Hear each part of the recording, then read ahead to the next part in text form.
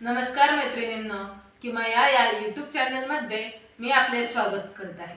घर कसे असावे? स्वर्गाहून सुंदर असावे घर। घर गोकुळ असावे, तर ते असेच नाही बनत घराचे गोकुळ, तर त्यासाठी खूप कष्ट करावे लागतात। मुख्य म्हणजे घरातल्या स्त्रीने आनंदी असले पाहिजे। घरात किटकिट, भांडणे, वादविवाद असे प्रकार घरामध्ये होऊ नयेत। घरातल्या स्त्रियांनी वाद घालू नये, किरकिर करू नये। असे नाही की स्त्रियांवरतीच अत्याचार होतो। हा स्त्रियांना मान आहे। स्त्रियांनी आपल्या मानाने आपले घर प्रसन्न ठेवण्याचा प्रयत्न करावा। असे नाही की घरातील सर्वच काम किंवा सर्वच गोष्टी स्त्रियांनीच कराव्यात, तर घरातील सर्व व्यक्तींनी घरामधील सर्व गोष्टी किंवा कटकट होणार नाही, किरकिर होणार नाही याची काळजी घरातल्या सर्वच व्यक्तींनी घेतली पाहिजे। कामावरून घरी आलेल्या व्यक्तीवरती आपण लगेच जर चिडचिड करत असो किंवा किरकिर करत असो तर त्या व्यक्तीचाही पारा चढतो। त्यामुळे कामावरून आलेल्या व्यक्तीबरोबर आपण शांततेत बोलावे। तर अशा वेळेस थोडा शांत राहायला काही हरकत नाही। आपल्यालाही मुलांची कामे असतात किंवा मुलांची शाळा, मुलांची किटकिट अशा ज्या गोष्टी असतात, त्यामुळे आपणही त्रासून जातो आणि आपल्यालाही मनस्ताप होऊन आपणही चिडचिड करतो। पण ज्या काही आपल्याला आपल्या पतीला किंवा कोणाला सांगायचं असेल तर ते शांततेत सांगावे, वादविवाद करू नये आणि ते कामावरून आल्या आल्या लगेच सांगू नये। घर शांत ठेवणे हे एका स्त्रीच्याच हातात असते। ज्या घरामध्ये आई, बहीण, मुलगी, सून खळखळून हसतात त्या घरामध्ये सुख शांती ही नक्कीच नांदते। स्त्री ही सहनशील असावी। स्त्रिया तशा तर खूप सहनशील असतातच, पण शांत असावे। स्त्रिया सहनशील असतातच, पण अन्याय सहन करायचा नाही, अन्यायाला कधीही तोंड द्यावे।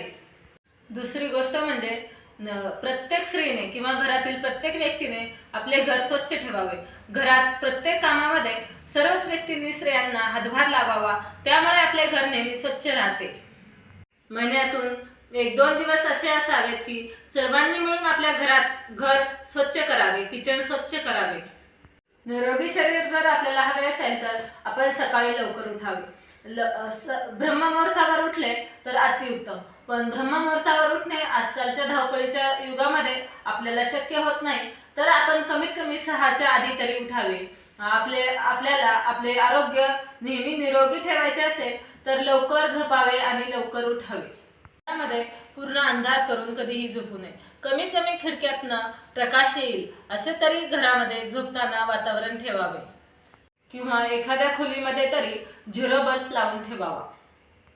ओले पाय घेऊन तसेच झोपू नये। कधीही आपण पाय कोरडे करून नंतर झोपावे।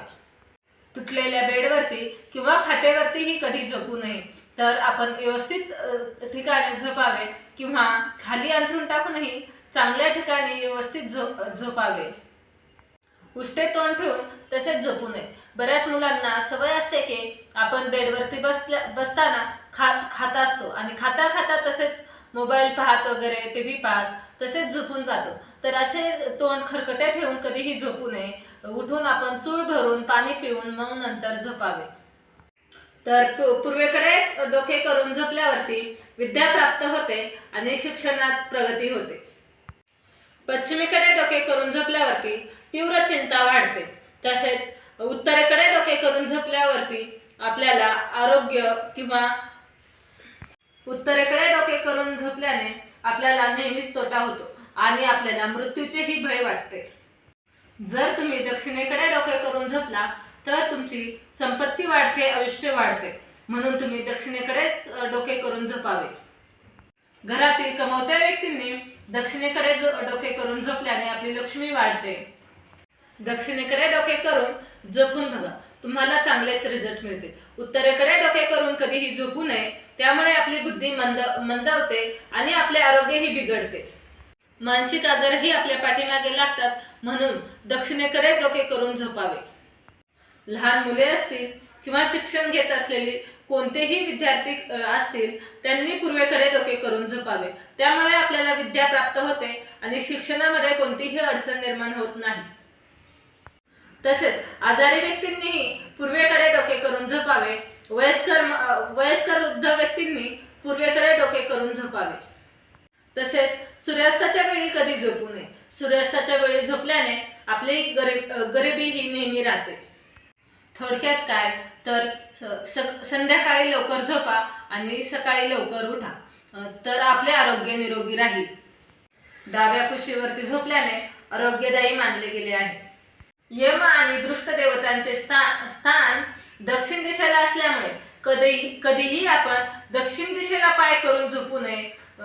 असे केल्याने आपले आरोग्य बिघडते. त्यामुळे आपण नेहमी दक्षिणेकडे डोके करून झोपावे. व्हिडिओ आवडला असेल तर शेअर करा, सबस्क्राईब करा. व्हिडिओ पूर्ण पाहिल्याबद्दल धन्यवाद.